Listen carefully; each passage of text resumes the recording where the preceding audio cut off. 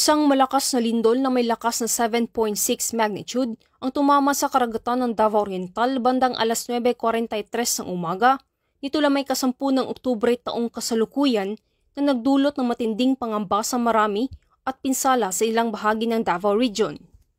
Batay sa pinakahuling datos na nakalap hanggang alas 4:40 ng hapon, 4 na sibilyan ang nasawi, isa sa Davao City, isa sa Davao de Oro, at 2 pa sa Davao Oriental, habang 43 naman ang sugatan, kabilang ang 27 sa Davao City, 3 sa Davao del Norte, 8 sa Davao de Oro, 4 sa Davao Oriental, at isa sa Davao del Sur at wala namang napaulat na nawawala.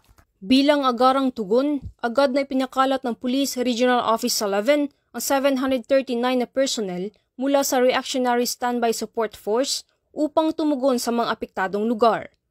Isinagawa ang mga search, rescue, retrieval at relief operations habang itinatag ang mga checkpoint upang kontrolin ang galaw ng mamamayan at maiwasan ang tinatawag na disaster tourism.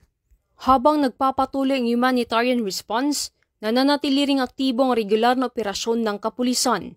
Kasabay nito, nagsagawa ng mga interagency coordination meetings kasama ang Office of Civil Defense, LGUs at NDRRMC upang matiyak ang maayos na daloy ng operamasyon at direktiba sa mga ahensya. Naglabas ng mga babala ukol sa aftershocks at paalala sa kaligtasan sa pamamagitan ng media at social media.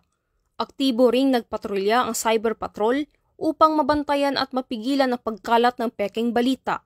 Sa Davao City naman, isinagawa ng Davao City Police Office ang Oplan Eye in the Sky operation para sa aerial monitoring at libreng sakay para sa publiko.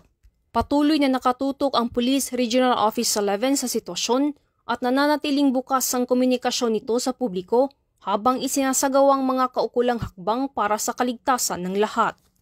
Mula dito sa Rion 11, ako yung PNN correspondent, Patrolwoman Sheena May Ilagan, alagad ng batas, tagataguyod ng Balitang Pulis.